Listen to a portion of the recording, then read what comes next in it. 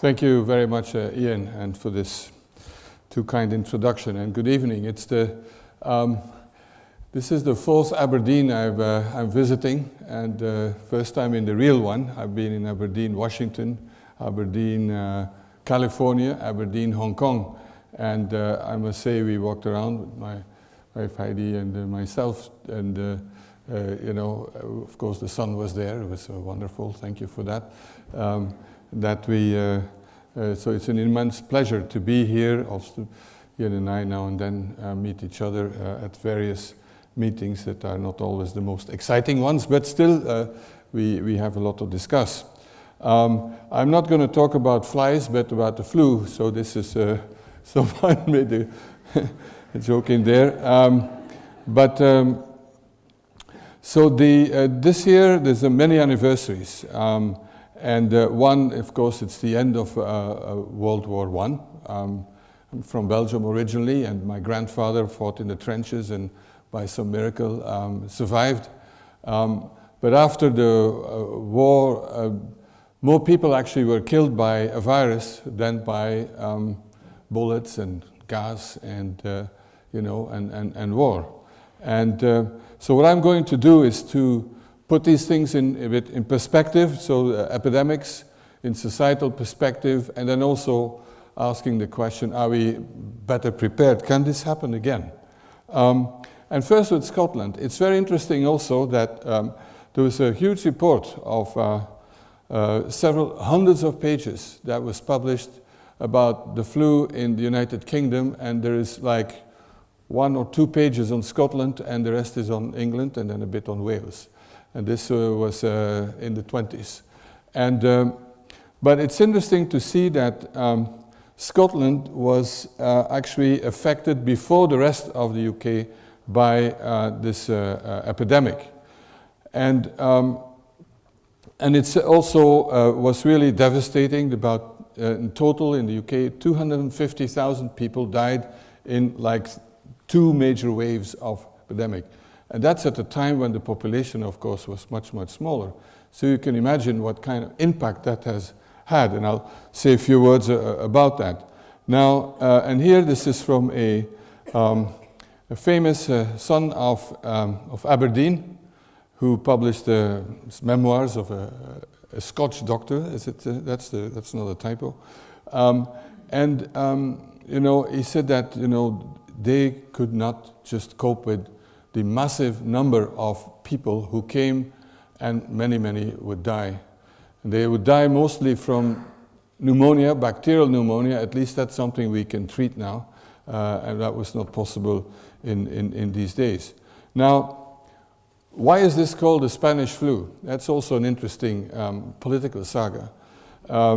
We're in the midst of World War I, the Great War, and there was censorship on information everywhere. And actually, the epidemic originated really in the United States, in some military camp in Kansas. It may have come from somewhere else, but that's where it was first documented. Definitely not in Spain. Spain was not party to the World War I, and there was no censorship, so they were talking about this influenza, whereas there was zero information published in the media, in the newspapers, and a bit the radio that started. And so after a while, it was the Spanish flu. So always blame the foreigner, and you know, that's convenient, and the others. And there's a whole history. There was a few months ago, I was on a show on BBC radio, can't remember which one, but it was about naming things. And this was about naming viruses and naming diseases. And there has been a historic trend of, particularly when it comes to dirty diseases, venereal disease, and so to blame some other country that they would bring it here. And then the other country would do the same, so reciprocally. But what matters here is that it spread in waves. And so, as you can see here from the US, it was also helped by the demobilization of troops. And you have to think, you know, this caused about between 50 and 100 million deaths. Okay, that's a wide range, but that's as good as we could count and estimate from the base of information from these days. It was at a time when there was no commercial air travel. The train was the fastest way of traveling, but there were not that many railways everywhere. So how could it spread so fast all over the world in a matter of months? And it started really exactly about 100 years ago in March 1918. And it went on for about 2 years with several waves. And here you can see that some countries were, or populations were very, very severely hit. So this is in Samoa and in the Pacific Islands. You know, one quarter nearly of the population were killed in a single epidemic. Just imagine what that would be. You know, it is, as I mentioned, 250,000 here in the UK. And what's important also is that these were mostly young people, young adults, which meant that those who were lucky enough to survive World War I, they were then killed by this virus, but also it had many economic and social implications. And you can see here for the US how there is a major dip in life expectancy, that partly because of World War I, of course, but also mostly because of the Spanish flu. It caused panic all over. It really paralyzed societies. The commerce came to a halt. The economists have estimated the impact on GDP and so on. But there was not much one could do. And frankly, some of the measures were either inefficient or contributed to the spread of it, like big camps where, as you can see here, were people who were suspected of having influenza. Some of them didn't have it and then were infected in these camps. But also, most of it was driven by fear. And that's true for most epidemics. And one of my favorite books is by Albert Camus, who's a French author who has a book called The Plague, La Peste. And he describes how societies react to epidemics, to outbreaks. And the first wave is always, the first reaction is, it's not true. It's not happening. It's like also when you're confronted with really bad news. Let's say a doctor tells you that you've got cancer, or I had to tell I've told hundreds of people that they're HIV positive, and people have all kinds of reactions, but the first one is you hope it's not true. Second time is then, okay, we've got a problem, but then you blame others. Foreigners, gays, just minority groups usually. And that leads then to quite discriminatory approaches that are totally inefficient. And it's only after that one gets to the more rational approaches and recognize it. Now, there was this acute impact, definitely, but also long-term consequences. Because there were so many young adults who died, there were millions of orphans were left behind. Because this was at a time when families were quite big. There was also, on this positive side, and I always think of crisis that's an opportunity, that in Europe at least, that many governments said, okay, we have a responsibility, we need to protect the public and from contagion, from contagious diseases, and that gave rise to public health systems. In many countries, like institutes of public health were established and so on, and they tried to organize epidemiological surveillance, trying to find out for early warning for epidemics and so on. Also, a lot driven by the Rockefeller Foundation out of the US, a bit a similar story as Carnegie in a sense, but with most attention to the medical field, the health field, but also out of France, the Institut Pasteur, that it gave rise to, it gave a real boost to infectious disease research. In some societies were so bad affected that they had to rebuild, and they'd never be the same. And that's well documented in our parts of the world here on the impact of the plague on society. The plague really fundamentally changed the economics, labor costs, land ownership, and so on. And then finally, something that is a bit speculative, but it did really give rise to a whole culture of healthy lifestyles, very good, nature living and so on. But that became then part of of the Nazi ideology of race purification. So I just mention these things because it shows that an epidemic is not just a medical thing, it has many, many implications. Now, in the history of humankind, there have always been epidemics. It's part of basically of the human condition, and there will always be, even if infectious diseases are really going down, and the real epidemics that we are confronted with now are, obesity, diabetes, alcohol, and so on, whether it's in Scotland or somewhere else. But when you look here at the century, so at the last century, there have been major epidemics. The Spanish flu has still killed the most, but the second biggest one is, HIV/AIDS, which is continuing. But then there have been several epidemics of influenza. And the reason that this was such a mega epidemic is that this was caused by a completely different and new influenza virus. The influenza virus, the flu virus, mutates all the time. And that's why each year we need another flu shot for those who have the age and so on and are at risk, because the code of the virus changes a bit so that we're not protected. We don't have antibodies, an immune defense against the new strains. But when this is a completely different strain because of massive mutations, then we are really powerless. We have no protection, not even partial protection. And that gives then rise to huge epidemics. And that may happen again. Now, it's interesting to see that when you look at the World Economic Forum, every year publishes a report on global risks. And, it's social instability, water crisis, terrorist attacks, and just name it. But infectious diseases are also in there. And when you deal with risks, and for example, whether it is governments or investors, that has to be part of your portfolio, of your considerations.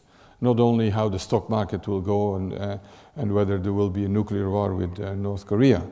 Now, just give you a few snapshots of epidemics since the millennium, since 2000, big ones, but because there's always an epidemic somewhere. The first big one of this century, of this new millennium, was started in China, as so many of the influenza viruses, basically, and in Hong Kong. Hong Kong, with Mongkok, has the highest population density in the world. I can't remember how many thousands of people per square kilometer. And it gave rise to an explosive epidemic that really brought the economy of Hong Kong to a standstill. The airport was, the number of arrivals and departures went down by 65%, GDP went down, enormous costs, mostly due to two things. One, countermeasures, but also the fact that business came to a standstill and productivity. This then was not limited to Hong Kong, but one day someone flew from Hong Kong to Toronto, Canada, and that gave then rise to an epidemic there. And that's today's world. What used to be a local problem in terms of infectious diseases today has the potential to become a global problem much, much faster than any time. This is also an epidemic that's transmitted, respiratory contact. So that's respiratory transmission is the one that we are mostly concerned about. More recently, and you can see all over the world, I won't go into details. Another epidemic from another part of the world, and that's MERS. It stands for Middle East Respiratory Syndrome. And it's from the same family of viruses, the so-called coronavirus, nothing to do with the beer, but it is coronavirus because it's like a round crown. That is still going on in Saudi Arabia and the Gulf states. And it's people are infected by camels, and then the transmissions in the family and in hospitals. And here again, a Korean businessman flew from Abu Dhabi to Seoul and didn't feel well. Went to a hospital for outpatient department, then was admitted to a intensive care unit. But he went from one place to another because they couldn't diagnose it. And in several places he infected other people in the waiting room, then in the intensive care unit. Again, it gave rise to about 35 deaths in Korea, in addition to the hundreds of deaths that have already occurred in the Middle East. Again, illustrating how we always should be worried not only about what's going on here in our own town and village and whatever, but also far away. That's today's world. Also interesting that some people claim that if only we have a good health system or healthcare system, we'll stop epidemics. Actually, in Korea, it was amplified by it because of intensive care units with all kinds of lots of people who are trying to take care of patients. Many were infected because of close contact and respiratory transmission. And then another one that hit the headlines for different reasons is Zika. Zika is the name of a forest in Uganda. Forest in Uganda where in 1947, a virus was isolated, and by coincidence, because during research on another viral illness, yellow fever. And that was, but it was a virus without a disease. There are many viruses we don't know whether they do any harm. Maybe they don't. Maybe they do for people or for plants or for animals. It's only many years later, particularly when there was an epidemic here in Micronesia, that this was shown to give rise to a syndrome like dengue, which is a bad flu with a rash and so on. But nothing really special until 2-3 years ago now, it hit Brazil, where there was then not only a huge epidemic of adults infected with Zika virus, but also of children who were born with microcephaly, so with skull and brains that were far too small, and so with congenital malformations that are reminiscent of what we used to have also in this country and all over the world when there was still rubella. That could be, if you had it as a pregnant woman, then your baby would have congenital malformations. But that's now basically has disappeared thanks to vaccination. It's fantastic impact of vaccination. Now Zika is different because it is transmitted by mosquito. So that's very different. That's not something you get through, breathing. You don't catch on the bus except if there are mosquitoes. And it has really, it's continuing to spread all over the world. As I said, it's dramatic because of the, of the impact on pregnancy and babies. Now, what has really hit the headlines in terms of epidemics is Ebola. And as Ian said, I was involved in the isolation of Ebola virus in '76 when I was in kindergarten. That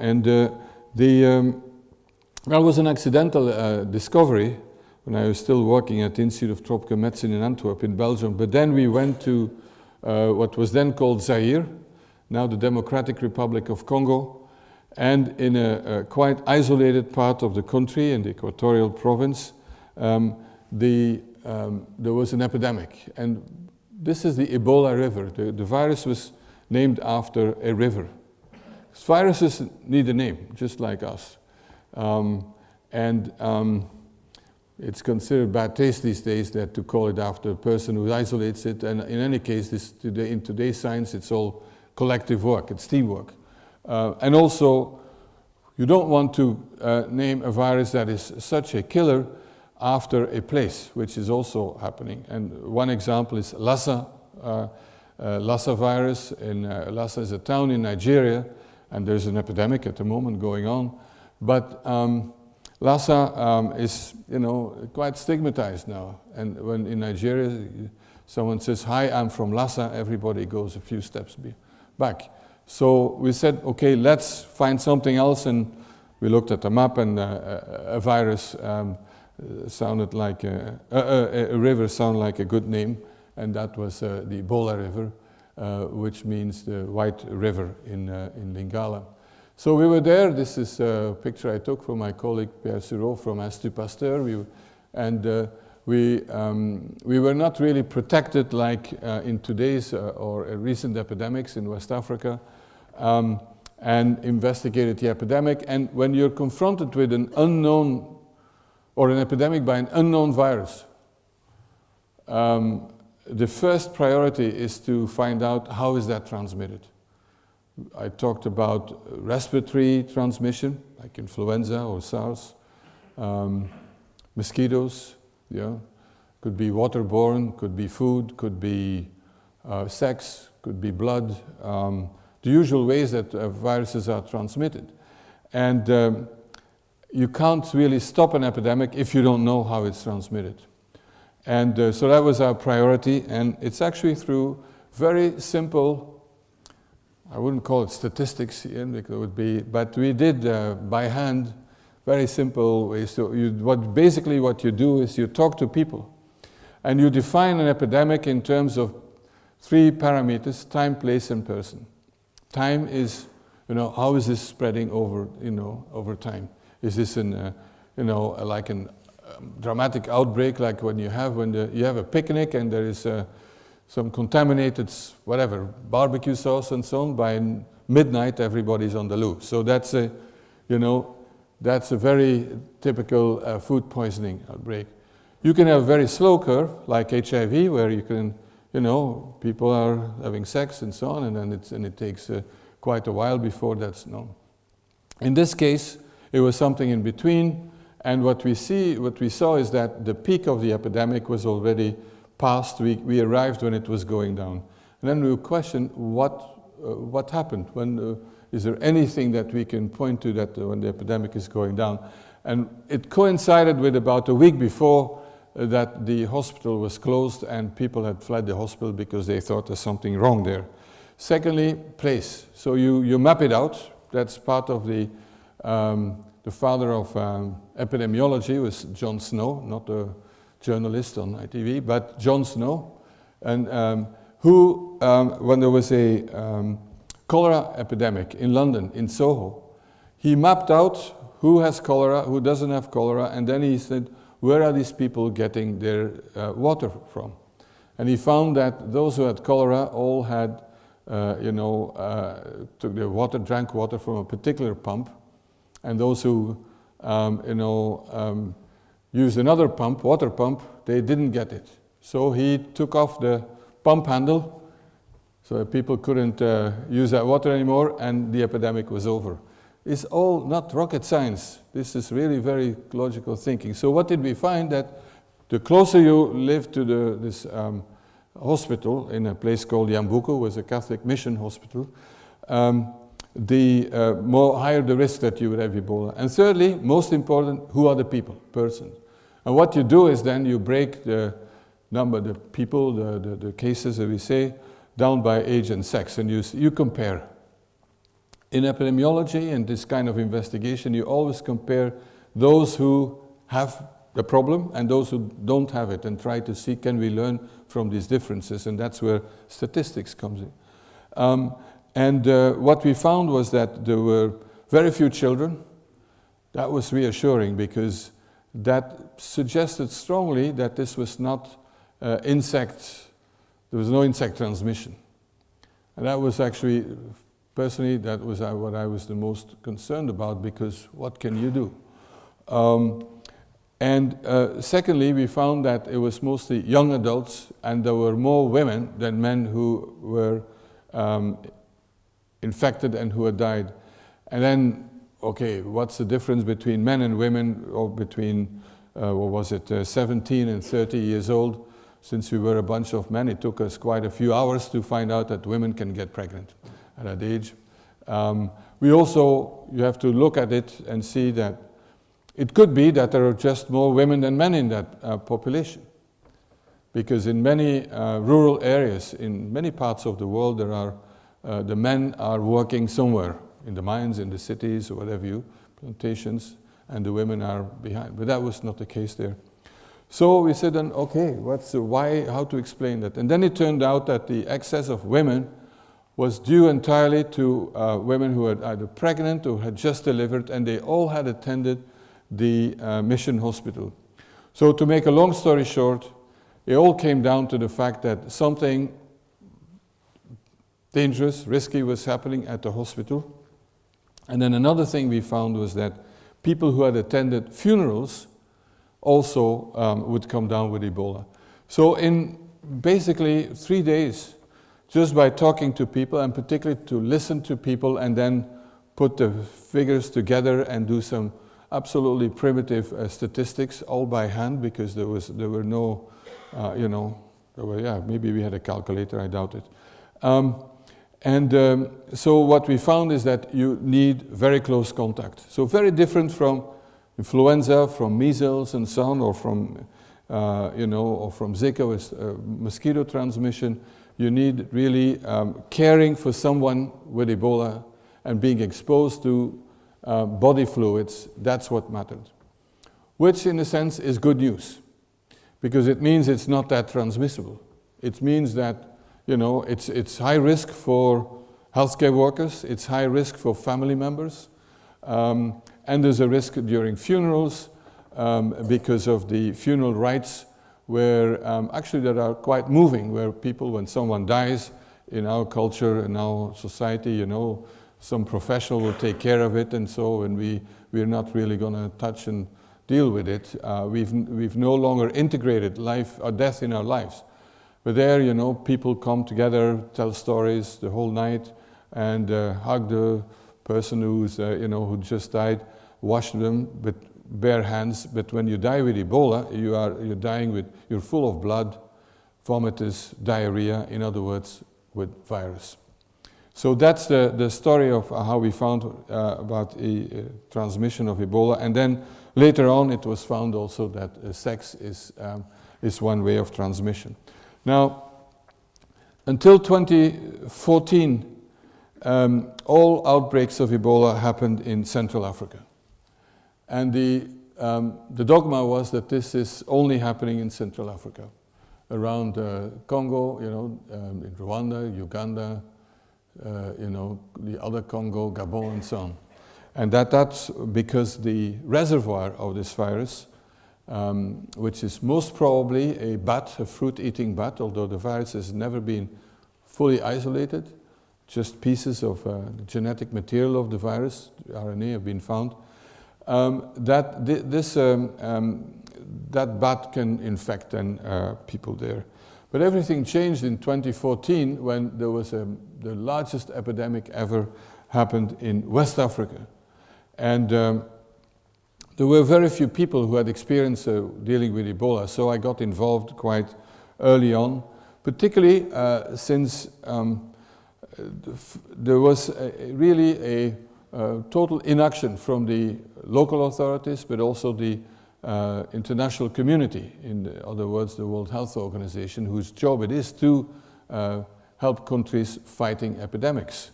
They didn't do anything, or they're just bureaucratic things. So what happened was that for the first time, 3 countries were affected: Liberia, Sierra Leone, and Guinea, where it started, but it's the same people. The borders are very artificial from colonial times, so people get married, someone across the border and so on. The roads are quite good. And the question that we first had is, maybe, is this a new virus, a different virus, or what is it? So in '76, when I was a young virologist, isolating a virus was very artisanal. You inject in mice, you grow on cells, you just look in electron microscope, and then you bring in contact with some antibodies. Today, thanks to molecular biology and sequencing techniques, basically in a few hours we know exactly how unique is this virus. And what we found, not we, but some people in Public Health England, in the labs, that the virus that are here from Sierra Leone and Guinea were really the same types as the ones that were found in DRC, in Zaire. So not a new virus. So how did that virus arrive there? That we still don't know. But then what I thought, this is not about the virus, this is about society. It's about society, and these are 3 countries that come out of really turbulent years. 2, Liberia and Sierra Leone, decades of civil war, deadly civil war. Maybe you've seen the movie like Blood Diamonds and so on. So horrible wars. And the result was that professionals left the country. Liberia had only 51 physicians for a population of about 3.5 million in the latest figures were 2011, I think. And then Guinea was decades of corrupt dictatorship. So these countries were, now getting out of this decades of corruption and war and so on, and were really on the rise, and then they were hit by Ebola. But it meant that, hospitals were not functioning, no professionals, not good governance, no labs, and so on. So, and that explains partly why we had this epidemic. So there is a real perfect storm connected with total mistrust of government. When you come out of decades of civil war, and the government says there's an epidemic, you always think, oh, there's a political agenda. Depends on which side you are. And there's all kinds of conspiracy theories. And of course, today with social media, this goes viral. This is another virus, but it goes viral. And it's either a conspiracy, the CIA, or the government, or what have you. And so all this together created this epidemic that killed 11,000 people, including 500 healthcare workers in countries that already had a major shortage of it. It gave rise to major unrest. People were killed not only by the virus, but also in clashes with the army, nurses, journalists who came to investigate or to try to help. They were killed by communities because they thought that they were introducing and spreading the virus and so on. So this was a humanitarian crisis that was unprecedented in terms of an epidemic in modern times, and that's why it got a lot of attention. We had, of course, here then a number of people who were infected, and one came to Scotland or in the US and so on. But thanks then to a worldwide mobilization, it came to a halt. And the good news is also that 2 things. One, research was done for the first time, and we could demonstrate it. And our school, on School of Hygiene and Tropical Medicine, was very involved in that some experimental vaccines are protective. So that we can do, because we can only show that and demonstrate that when there's an epidemic. And secondly, it catapulted, it launched the epidemic threats to the world's top agenda. Now, epidemics have huge economic impact. I alluded to that when I mentioned SARS in Hong Kong and China. But here, this is a study that was done by the World Bank. And you can see here various epidemics, but it's also in animals.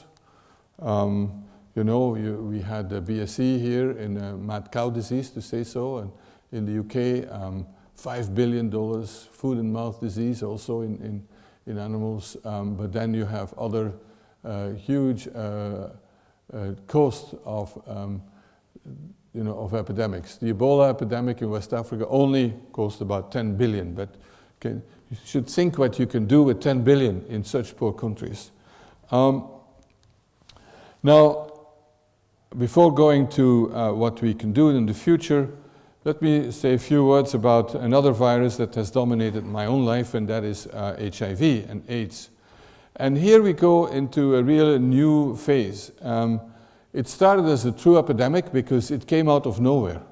Came out of the blue, HIV infection, first diagnosed in 1981, and it took then a few years before the virus was isolated and identified.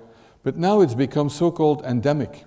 What does that mean? It means that there are constantly new infections, also be it in Scotland, be it in London, be it in the US, in Brazil, or or in DRC. Every day people become infected, but it's not really growing enormously. And that's partly due to the fact that there has been a worldwide mobilization.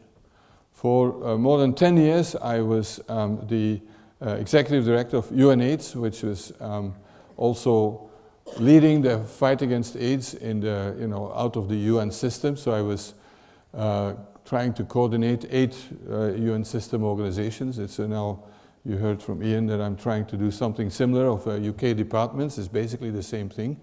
But we really made a difference in the sense that thanks to the fact that my boss was then Kofi Annan, you can see there, and that we moved from a, let's say, a more academic approach. We say we have the data and then we demonstrate that what we can do and then something will happen, but that's of course naive.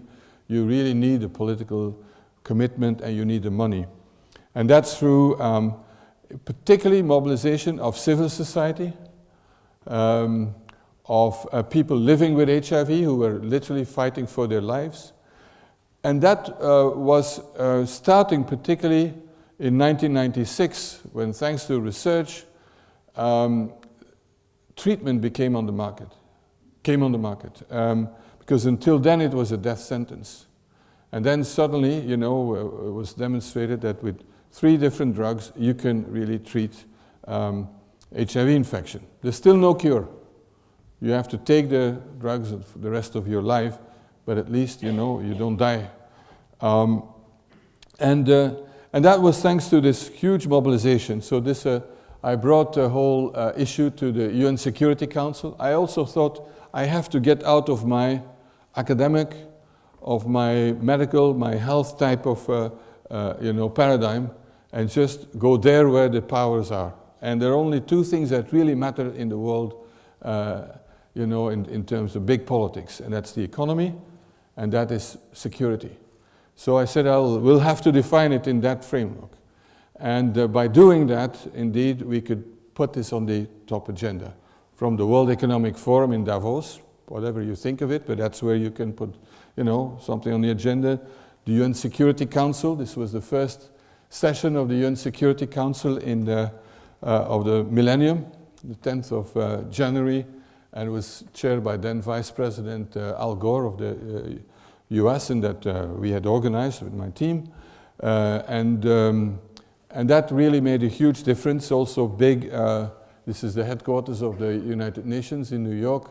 We put the red ribbon on there, but there was 45 heads of state came to there, said, yes, we have a problem. The African Union, you had Mandela, Bill Gates, etc., etc. But it was really civil society activism that made the difference. And thanks to that, we could make also that antiretroviral therapy, so anti-HIV treatment, that was announced in July 1996, was available in the NHS in September, and made a huge difference for people's lives here. But in low and middle income countries, it was too expensive. $14,000 per person per year. totally out of reach for nearly anybody outside countries like here, where we have a national health system or national insurance and so on. And so I became obsessed with bringing down the price of these drugs and make them available for everybody who needs it. And that took about 10 years before nearly 10 years before 1 million people had access to it. And you can see here that this is in about a year ago now, that we're close to 20 million people have access to these drugs. In 2000, it was 200,000. And you can bet that these 20 million people would have been dead without that drug. And so that was really thanks to negotiating and through all kinds of means and changing the rules of intellectual property, the TRIPS agreements through the World Trade Organization, having generic manufacturers in India coming to the scene, and also a behavior change in pharmaceutical companies. Today, when they bring on the market a new anti-HIV drug, immediately there's a price for high-income countries and a much lower price for low-income countries. That's a paradigm shift. So that all happened, and then there was money. And the one who took everybody by surprise was President George W. Bush in 2003, when he asked US Congress for $15 billion to fight AIDS. Up to then, we had always been fighting 1 million more, 100 million, and so on. And suddenly, here the President of the United States said $15 billion. So that's his legacy, I think, in history. Now, good results, yes, the achievements, and here this is for Africa, new infections going down, AIDS-related deaths, people on antiretroviral therapy. However, we can't talk about success. The Economist already in 2011 asked the end of AIDS, and now in the UN, the resolution saying the end of AIDS with 2030. It's frankly nonsense. This is not going to happen. What we're seeing is really good news. This is, in terms of mortality, but the number of new infections is quite stable. It's the same over the last 10 years. So about 2 million people every single year become infected with HIV. So it's endemic now, and we will need something else. And this is not going to be fixed with a pill. We need a vaccine, still a long way to go. But also it's about gender-based violence. When you consider that in Southern Africa, it's just in KwaZulu-Natal, where with our school we have and UCL and the Wellcome and University of KwaZulu-Natal have a big program on HIV. Young women every single year have a risk of about 3 to 9% to become infected with HIV. By the time they're 35, like half of them are HIV positive. This is because of the fact that, the power relations in terms of sexual interactions and so on. We have in the former Soviet Union a huge increase. And when you look at gay populations, and particularly in countries where this is illegal, the epidemic is out of control. So still a long way to go. Now, what do all these infections have in common? It is that they are so-called zoonoses. And zoonoses are microbes that come from other animals than we, human primates. And when they cross the species barrier, they jump from an animal to us, they can be very deadly or they can cause all kinds of infections. HIV comes from chimpanzees originally. My lab in the late 80s, we isolated the first virus from a chimpanzee, and that looked genetically like for 97% like the human immunodeficiency virus. Just like we share about 97% of our DNA with chimps. But of course the 3% difference, that's what really make all the difference. But Ebola is from bats. Influenza can come from all kinds of animals, mostly poultry. So this is why we need an approach of what we call One Health, that we need to look not only at what's circulating among people, humans, but also in animals. And whereas we've been very successful in bringing down new infection, classic infectious diseases, thanks to antibiotics, thanks to vaccines, these zoonotic diseases, these epidemics will always continue to happen, and actually at an accelerated pace, it seems. And that's because of a combination of increased mobility. As I mentioned, what used to be a local problem can become in no time a global issue. So international trade, ecological change, the demographic pressure on on the habitats of animals and so on brings us closer contact, agricultural practices, pollution, climate change. When you think of Zika and other viruses that are being transmitted through mosquitoes, we see now mosquitoes that were only occurring like in Africa, they come already in the south of Europe. We had outbreaks with viruses like chikungunya and so on, in the south of France, on the Côte d'Azur, in Italy and so on. And that's because of climate change. These mosquitoes could not survive, could not thrive before they are. So all this means that we are going to have more of this. And then there's there's several man-made epidemic that is looming, and that's one of so-called antimicrobial resistance. In other words, infections that are drug resistant, we can no longer treat. And here I must say that it's a great story of how the UK put an issue on the global agenda.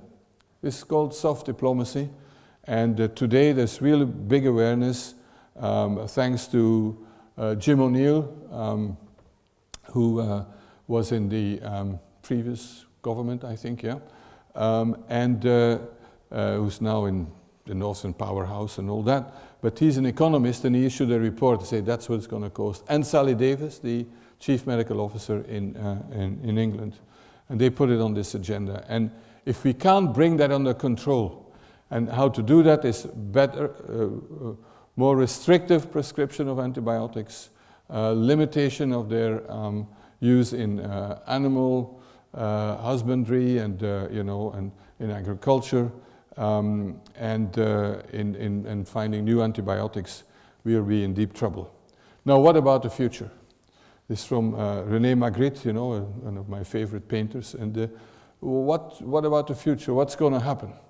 As I mentioned, there will be more epidemics, but are we better prepared?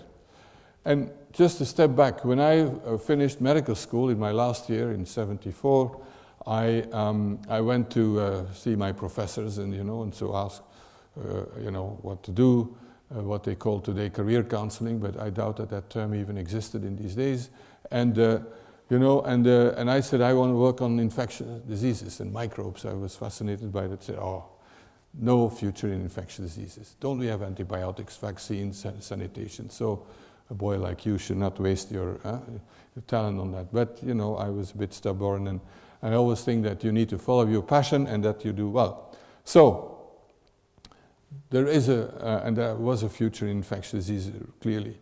And what I think was the turning point, the two turning points in recent history. One was the global mobilization around AIDS, which was so devastating in Africa, and which has by now already killed 35 million people, and with 70 million people infected. They're all connected with each other.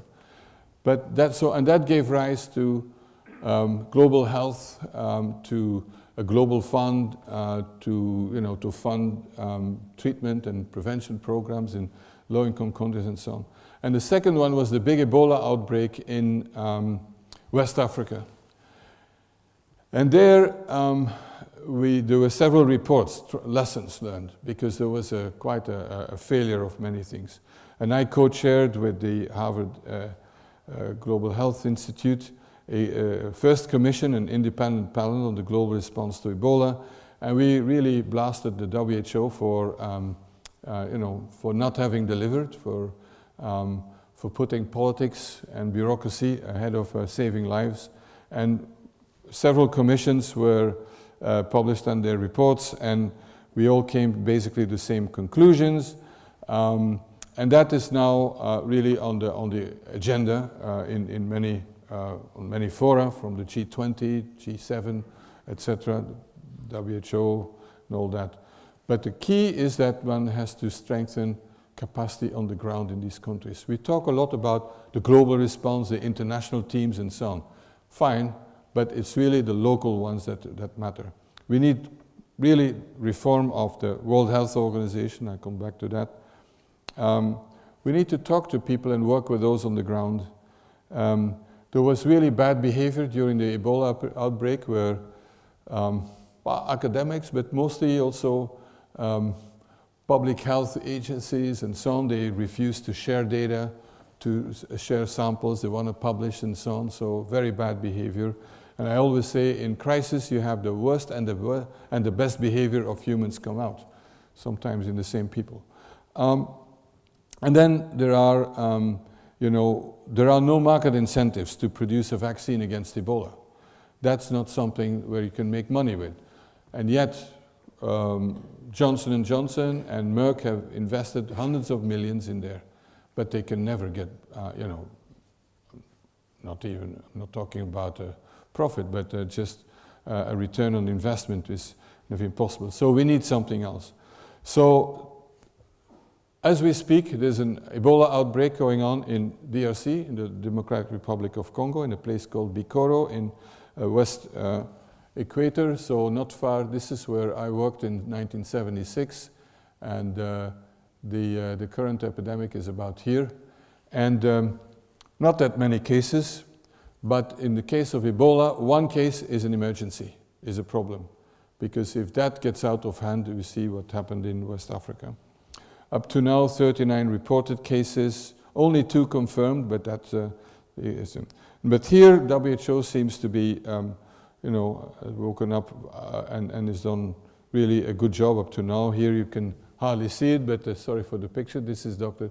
Tedros, who's actually an alumnus from our school. He's the Director General from WHO. He was the Minister of Health and the Minister of Foreign Affairs also of Ethiopia, together with the Director for the Regional Office of Africa, Dr. Chidi Moeti, also an alumna from our school, who were together in the epidemic zone, and there's massive mobilization. So let's see and let's hope it goes well. But I must say that the Congolese are doing in general a good job because they have the experience and they go for it.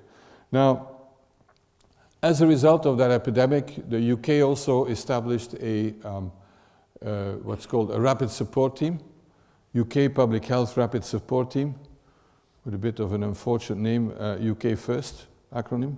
But it has been very active in 1 year. One of the concerns of the government, the funders, was what are they going to do in between epidemics? The truth is that they have had hardly a week without, and they've been all over, be it big diphtheria epidemics among Rohingya refugees in Bangladesh who came from Burma. At the moment, there's the Ebola epidemic, Lassa, cholera all over, etc., etc. So this means now that the country has also the capacity, and it's an interesting hybrid of people based in Public Health England and based at our school. So government, academia, and and trying to make the best out of that combination. As I mentioned, now epidemics, global health security, it's now called, is discussed at the top political level. G20, this is Chancellor Merkel, when she had the chair of the G20. And also something very concrete was established, that's called the Coalition for Epidemic Preparedness Innovations. What is this? This is a coalition, as it says, of a number of countries, was pushed by Norway, Japan, Germany, and India. Wellcome Trust, Gates Foundation, and then several pharmaceutical companies, and MSF, Médecins Sans Frontières, Doctors Without Borders. Very unusual combination, all in one tent.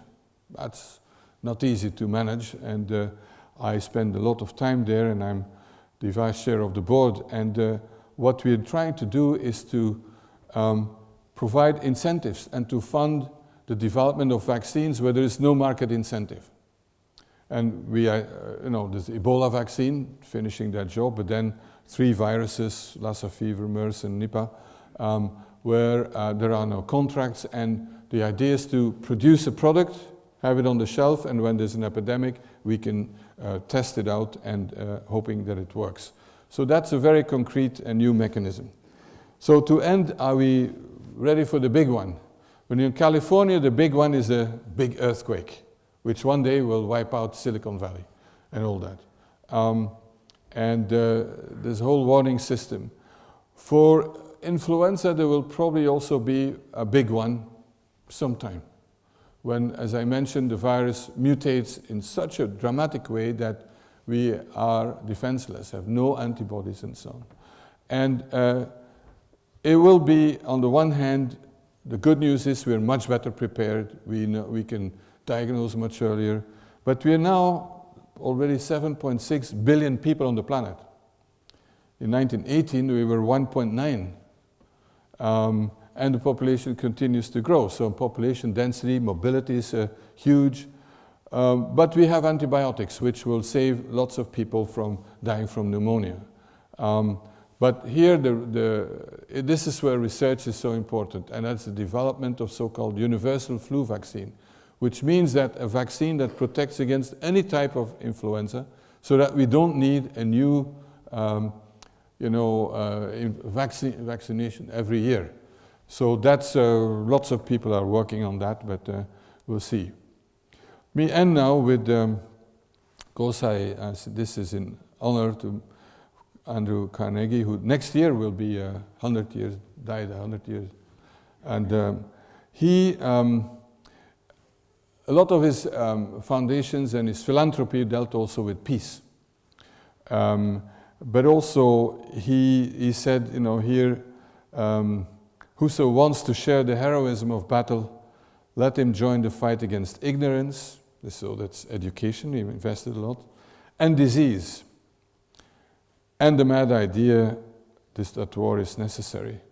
And I think that's how I see also, for those of us who have the privilege to work against epidemics, to contribute to what is a humanitarian effort. It's not only about disease, but also revealing human rights abuses, revealing the fault lines in society, and giving an example. Now, 4 years ago, for my 65th birthday, I went, my wife, to DRC. We were probably the only tourists. And to go back to where I had worked in the 70s and 80s, where this first epidemic was. And I wanted to see what has happened. How is it? Is it better? Is it worse? And so on. And it was heartbreaking in a sense. This man called Sukato is a survivor of Ebola virus infection in 1976. He was a nurse then and got infected, but he's now running the laboratory of that hospital, 100-bed hospital. This is the lab. This is the equipment for those of you who are into this for business. This microscope is decent, but that's the centrifuged by hand, and these are the reagents. And the roofs were collapsing, the hospital had no drugs and so on. So this was really where the clock was set back. It was worse. There had been civil war. The Flemish missionaries who had been really supporting this hospital and also a school and so on, they were gone, they were too old or died, and there was no support. And yet, just after the 76 Ebola outbreak, I attended my first ever World Health Organization meeting, and there were several donors and the predecessor of DFID and so on. They made promises, we will support developing the health system, we will do this, we will do that, and so on. What had happened? Nothing. They left all these people alone, and I said, this should never happen again. That's why it's so important that after this epidemic in West Africa, we fought very hard to make sure that when there's the next outbreak, we are better prepared. Now, this is the ad to end. If you want to know more about this, it's No Time to Lose is about discovery of Ebola and so on. It's a bit of my memoir. And then another book is about, how science and politics, you have to walk on both legs in order to, make sure that people benefit from it. Thank you very much. Yeah.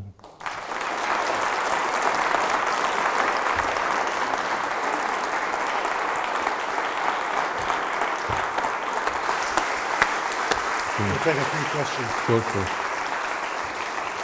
Peter, thank you. Peter, thank you very much for that wonderful lecture. Peter has indicated that he'll take 1 or 2 questions. And while you're just thinking, can I just invite you, if you do wish to ask a question, put your hand up really in a big way, because it's quite difficult from here to see. And if you'll see on your microphone in front of you, if you could swish it and it'll come on red, then everyone will be able to hear you. While people are thinking, Peter, I was just delighted you spent your 65th birthday in DR Congo. I spent my honeymoon in a camp in Yemen.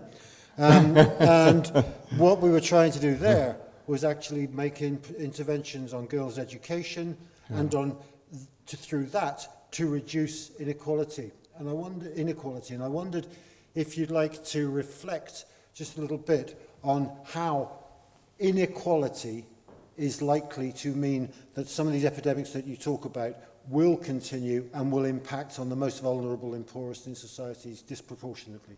Absolutely. I think it's the biggest driver, poverty and inequality.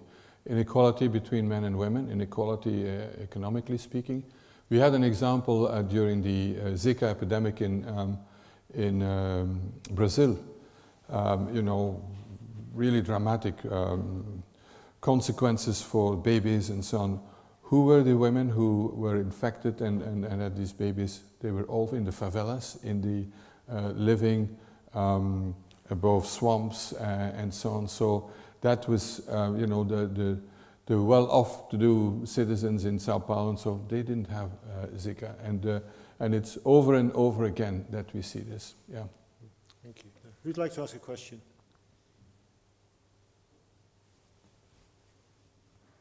Please.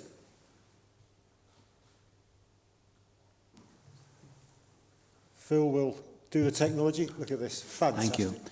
Do you believe we should be concerned about the enormous use of antibiotics in domestic animals, pigs and chickens and things like that, and zoonotic diseases, and therefore not just the dangers of another animal-originated epidemic of some form, but one that has also got resistance to our antibiotics? Absolutely. I think that's one of the it's one of the recommendations of the so-called O'Neill report, and that is the goal is to reduce the use of antibiotics. It's purely economically driven, because if you give antibiotics, it's not only to prevent or treat infections, but if you give it to calves, to chickens and so on, they grow faster.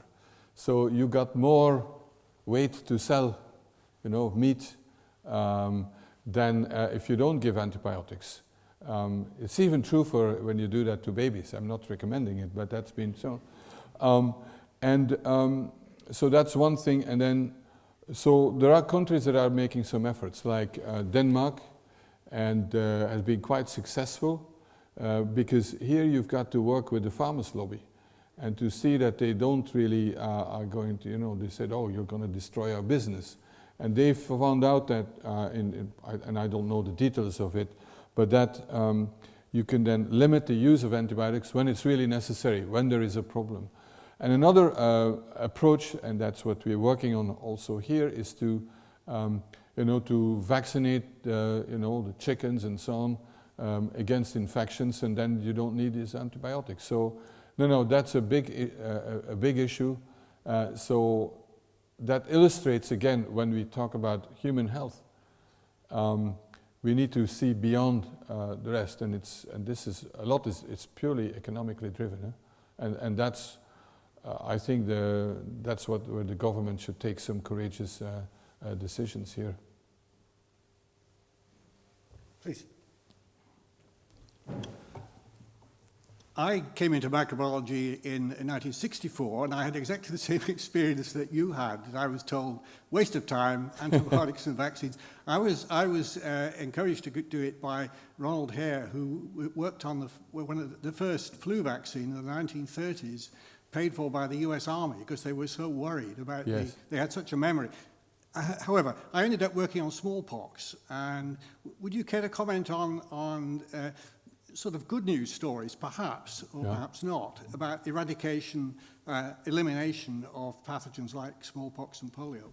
Yeah, no, smallpox is really that's a real success story.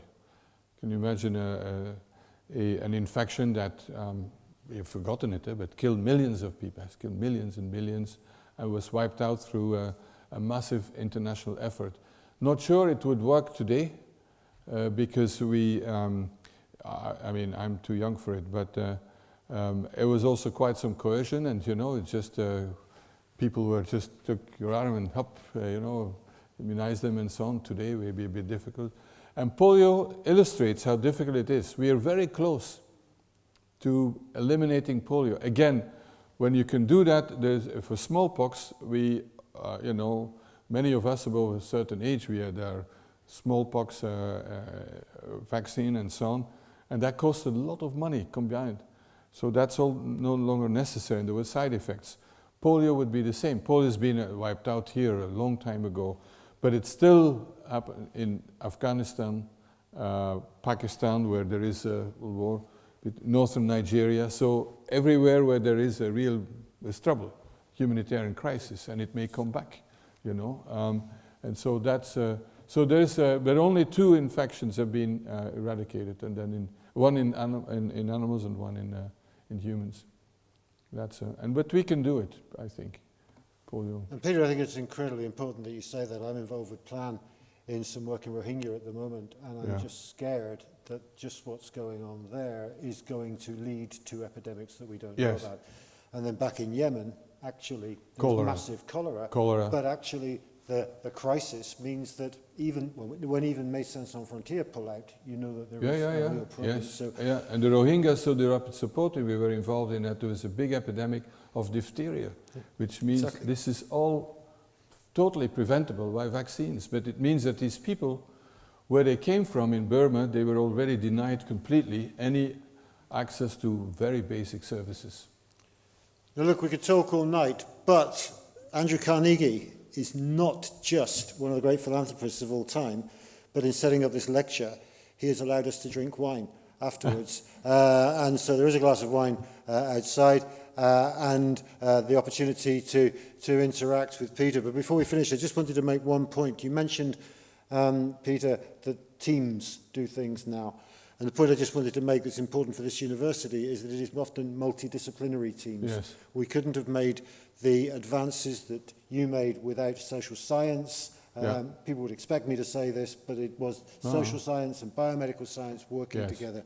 And so I do think the future in addressing some of these major, enormous global challenges that Peter has so brilliantly addressed for us tonight is the kind of multidisciplinary research that we do here at the University of Aberdeen. Peter, thank you so much. And colleagues, will you join me in thanking Peter again in the usual way?